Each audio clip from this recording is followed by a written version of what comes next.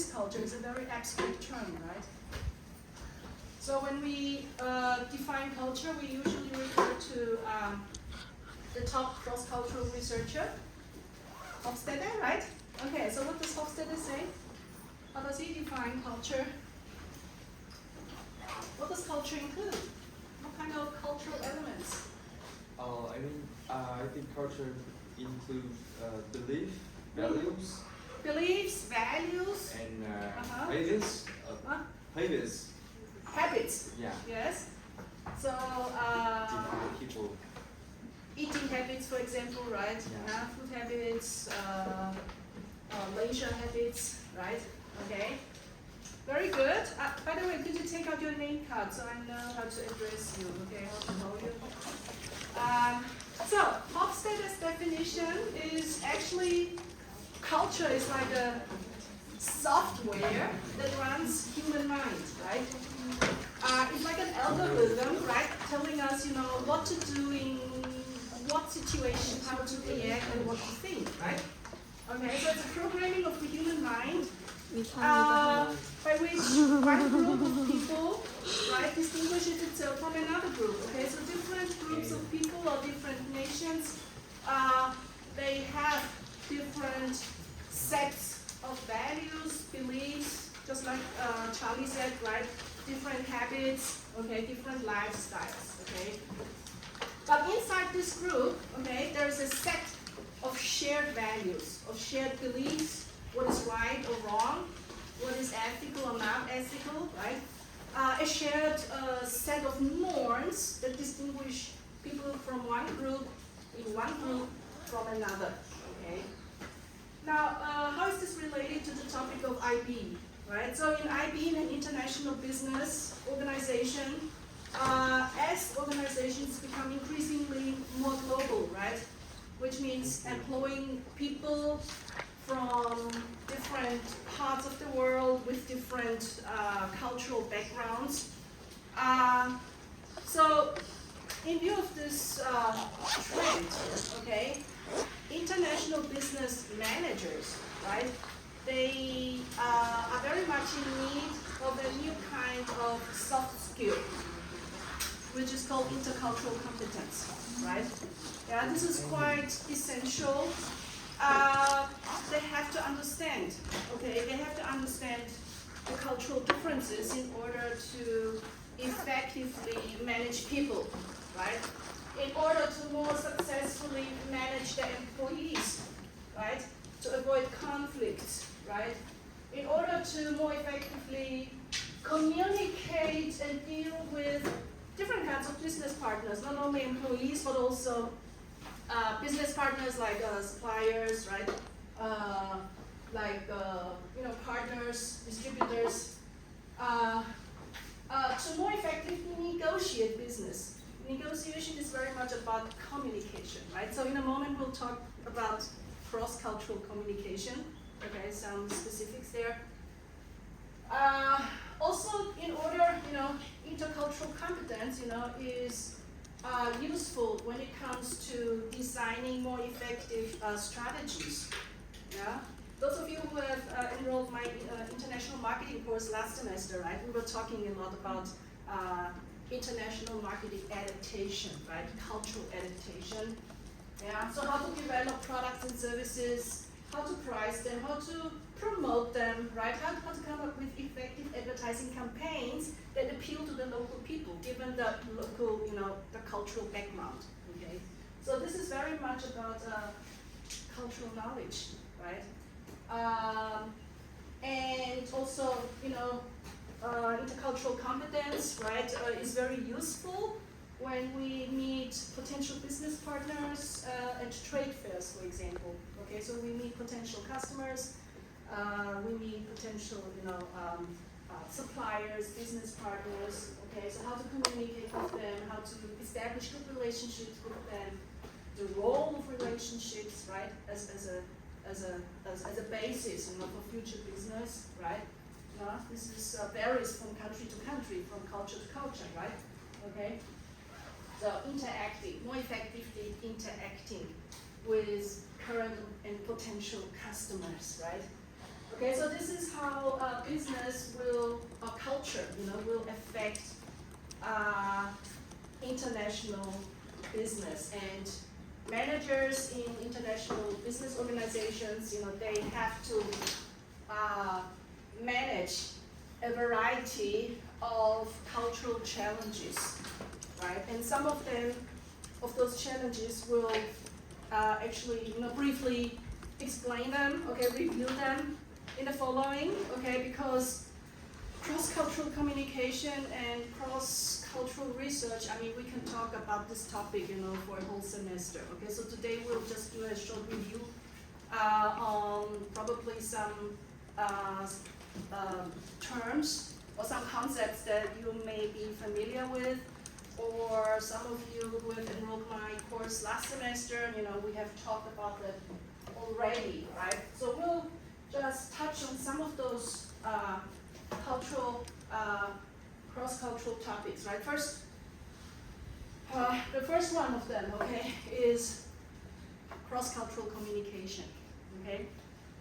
Communicating with people, with employees, business partners, inside the company, outside the company, in a global context, okay? So when it comes to cross-cultural communication, we have to mention Edward Hall, okay? So he's, Edward Hall is the, or was, better said, okay, a 20th century anthropologist, and he is widely seen as the father or the founder of cross-cultural communication research. Okay, so he has written published a lot of books and essays on this topic, especially his specialty was non-verbal communication. Yeah, because he emphasized, that in some culture circles, actually, the non-verbal part of communication is much more to be followed and much very important, much to be observed in order to get the whole picture. Okay, in order to get the whole meaning, understand the whole meaning of the word, you have to observe what? The context. Okay, the non-verbal part of, the message that is transmitted, right? So he distinguishes between high context communication culture versus low context communication culture, right? So he introduced this concept of context. Okay, so what does context mean, right? So context is the setting, in which communication takes place, in which a word is spoken, yeah? And he emphasizes, right, in low context culture, for example, yeah? The message actually, is very explicit, okay? So what I want to say is what I want to mean, right? What I mean to say is what I really say, okay? So here, the spoken words carry much of the message that you want to convey, to the recipient, okay? So in such cultures, low context communication cultures, we emphasize very clear, efficient, logical delivery of verbal messages. You are being very direct in communicating with your counterpart. Communication is very direct. Agreements are concluded with very specific and legal contracts, okay? Straightforward, okay? By the way, which countries are considered low context? Which countries? America. Yeah, in the US, right? Very straightforward. Germany, yeah. I don't know. Where do you come from? Well, I come from Malawi. Malawi. Oh, okay. Do you know about, communication culture? What would you say? Are you more straightforward, direct, in message delivery? Yeah. I know, we're not straightforward. Not, right? So probably in Malawi, let's take a look, right? High context communication culture, what does it mean, right? Emphasizing the context. So it's called high context, right? So if you want to get the whole meaning of a sentence, of a message, you've got to observe the context. How is something said? right? What about the body language, you know, of the person who is transmitting the message, right? Is there any other contextual cues that we can use to more thoroughly, you know, understand the message, the real message, okay? Yeah. So it's more indirect kind of communication culture. You don't really directly tell your counterpart what you think, right? You have to be very cautious, be very, you know, polite, you know, indirect. So communication, you know, aims at promoting smooth and harmonious relationships. This is more important, okay? Yeah. So very polite, face-saving style. Okay, face. Yeah, the concept of face in Asia here is very important, right? How to maintain face, right? And not to lose face. How not to make your counterpart lose face, okay? That's very critical, okay? Yeah. And yeah, much care is taken in not to embarrass your counterpart. So quite important, you know, aspect, you know, quite important concept here, okay, of communication culture, high context versus low context. Give you an example here. Okay, real life example, a case, company case, okay. Walmart is the world's largest global retailer, right? And they actually ventured into the German market end of the 1990s. However, they withdrew, you know, from the German market, I think in 2005 or 2006, okay, after just less than 10 years of operation, okay. We just said, right, Germany is considered to be a what kind of communication culture? Low context, right, yeah. And you would say, okay, Walmart is actually a very seasoned retailer, right? They should have enough experience, global experience, you know, to succeed in those markets because they have been successful in other markets as well, right? In mainland China, very successful in global markets, right? Actually, yeah, as I just said, like the world's largest global retailer. Why did they fail in Germany? Quite interesting. How is that related, you know, to communication culture? This is not the only reason, okay? But one of the main reasons was related, you know, to mishaps in communication, to not fully understanding, you know, the German communication culture, right? So what they did was, for example, you know, in United States, you know, just like in Taiwan here, actually, right? How do we define service quality? Right? We think that it's good to have, you know, very polite and friendly, you know, clerks, right? Employees, you know, in the store, you know, to assist people and to be very proactive, you know, in approaching customers and providing services, you know, to the customers, right? So, however, in Germany, you know, people did not really appreciate this kind of very proactive, you know, very friendly, overly friendly, sometimes exaggerated, you know, friendly, you know, encounters. For example, you have a person standing at the entrance to welcome customers to the store, right? And they are smiling at you, right? Yeah. So this is considered to be service quality, right?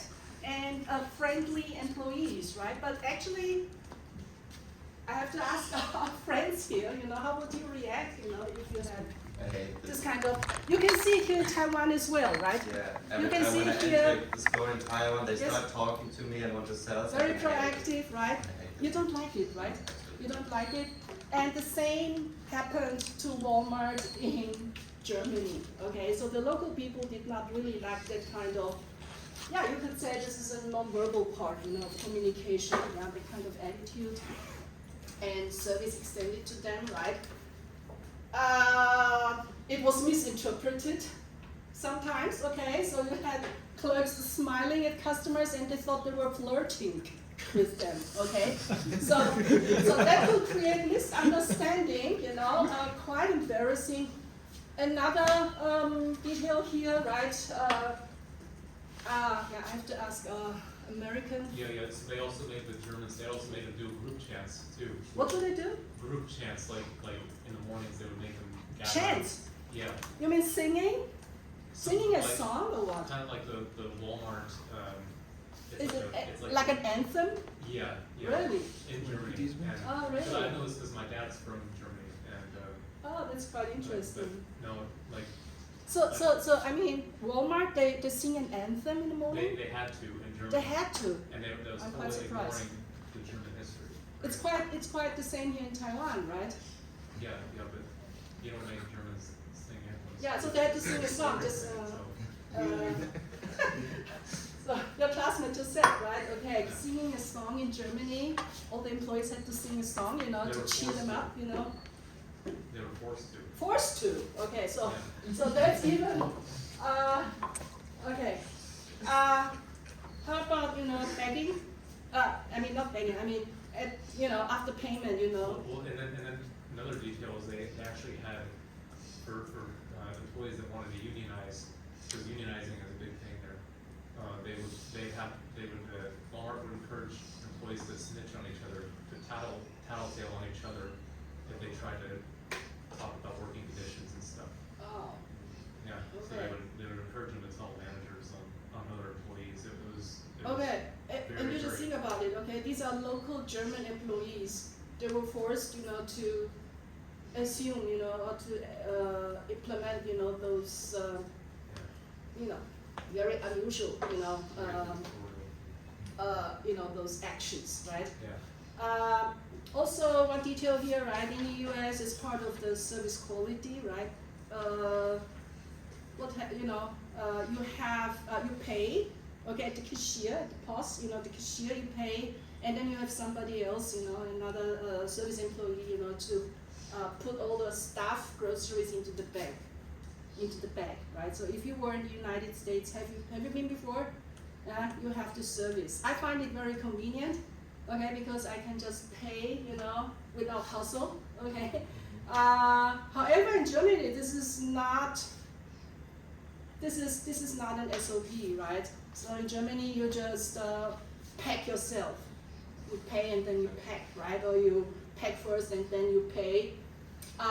Germans are not really used to have somebody else touch your food or your groceries, right? They don't really like it, right?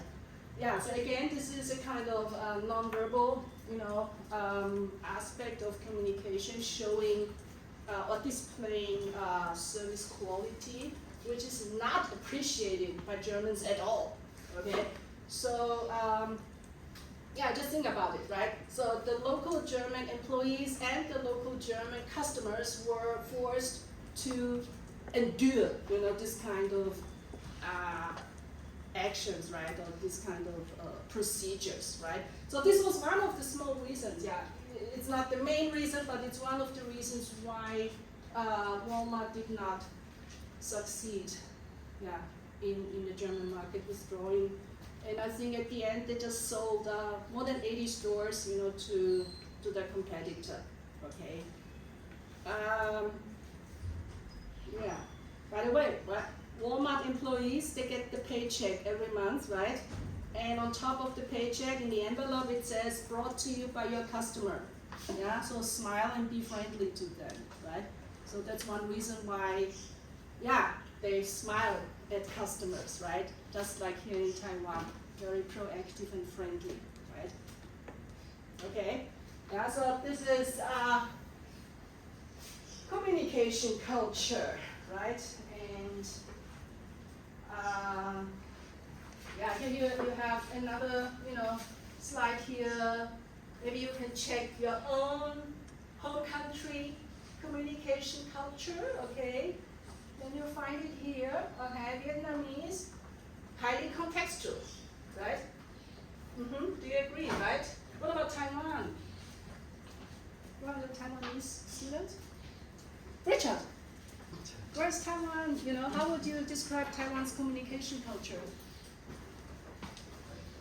High context or low context? More high context, right? More high context, okay.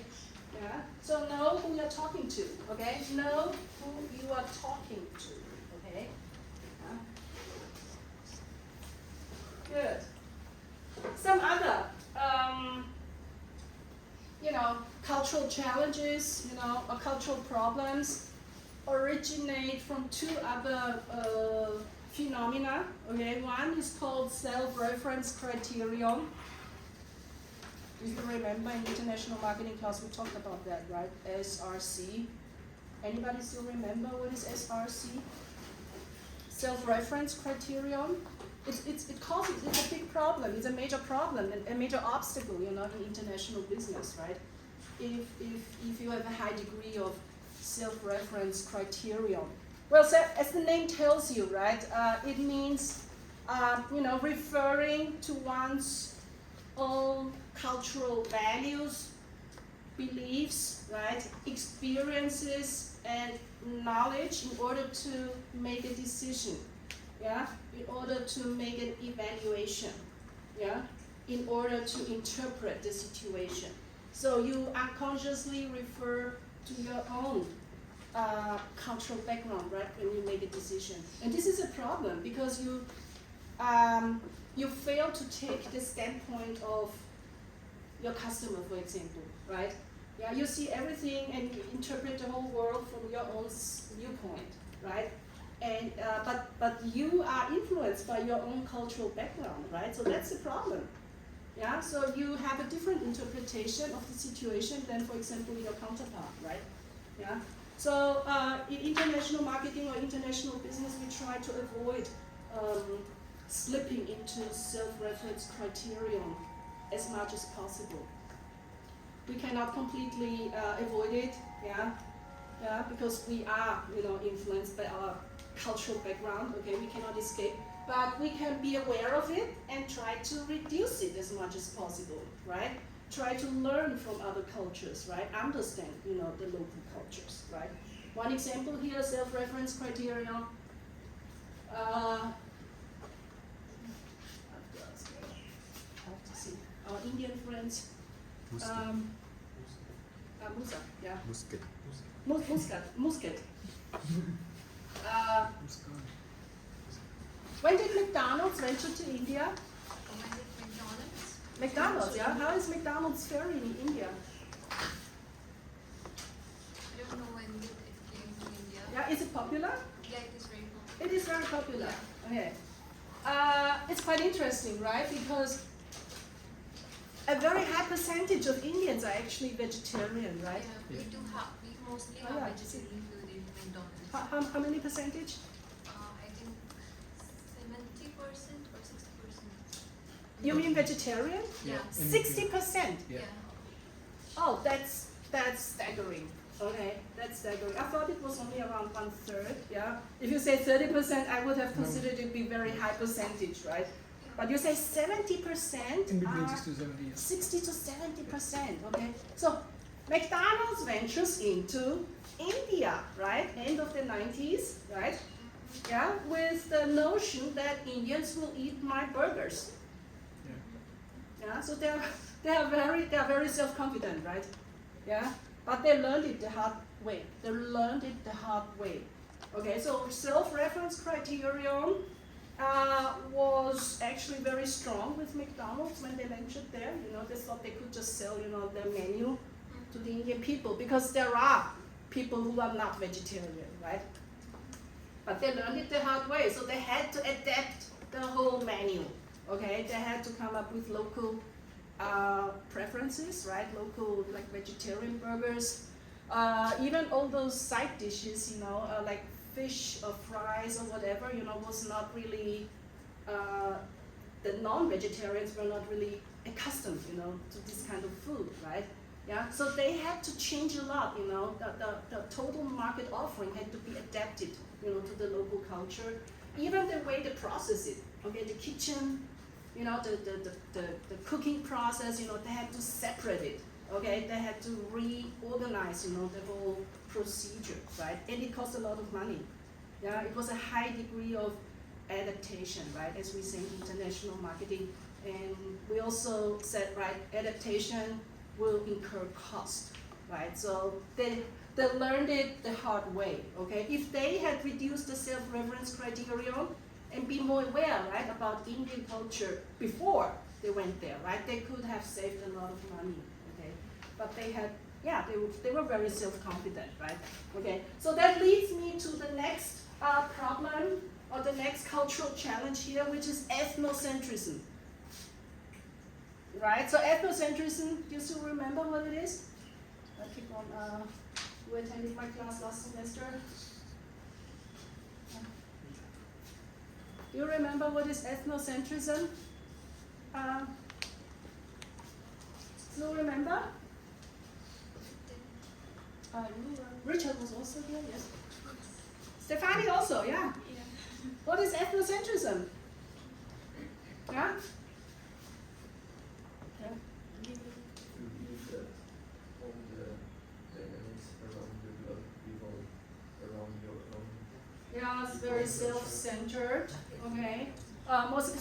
More specifically when it comes to culture, what does it mean? Like, I guess it's like showing that your culture is more dominant than others. Yeah, more dominant than others because I think my culture My culture is is the best. It's the most effective. I know how to, run business.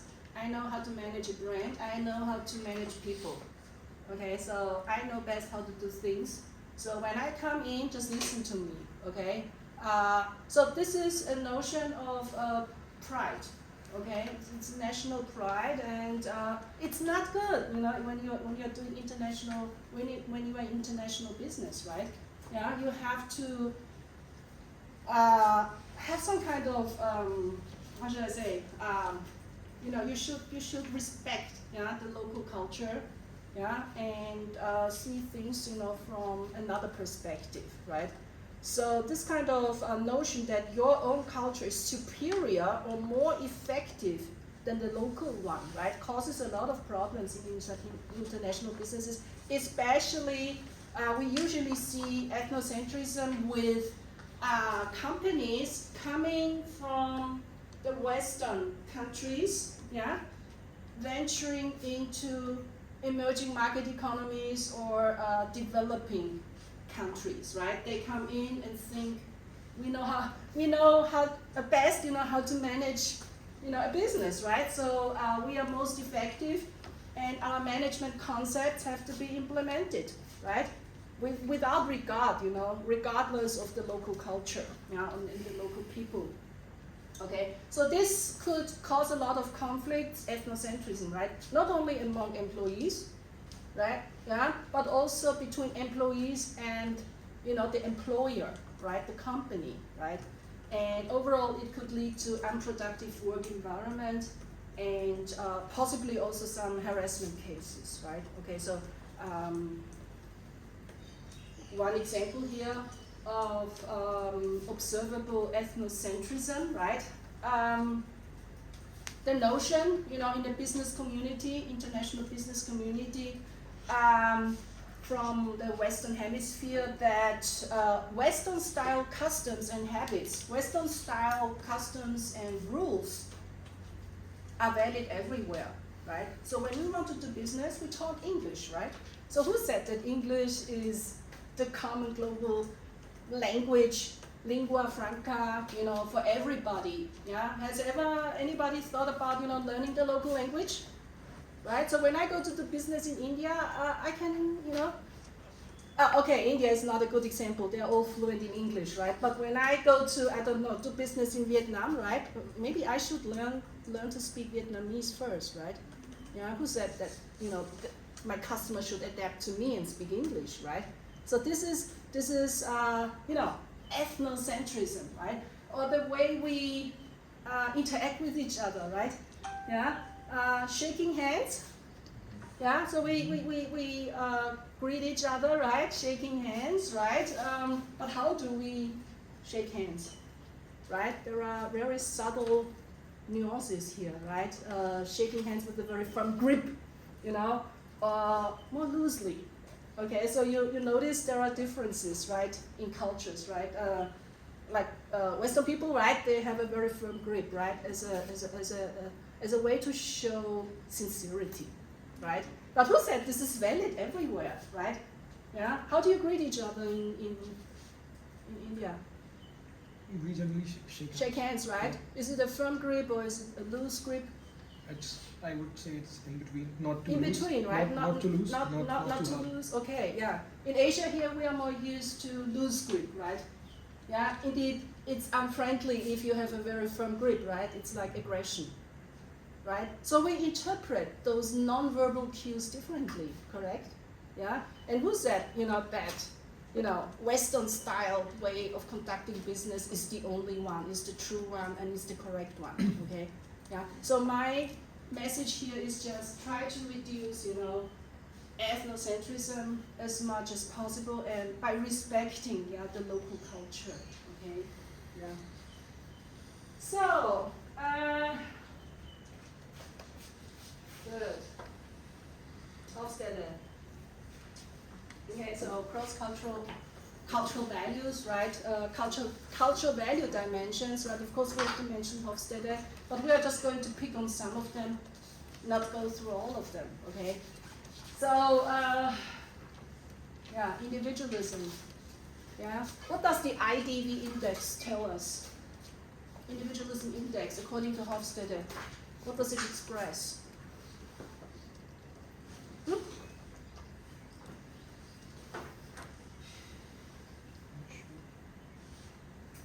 Bobby. Sorry, I didn't answer the question. Yeah? Can you repeat that again? Yeah. Hofstede, individualism. Actually, the index is called IDV, right? Individualism index, high or low. Okay, so the higher the index, the more individualistic the society is. Okay, so what does it express?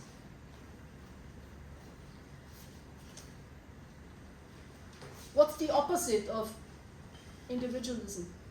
Activism. Collectivism, right? Yeah. So if you score low on IDV, it means you are a highly collective society, right? Okay. Well, the term already implies. I guess like individual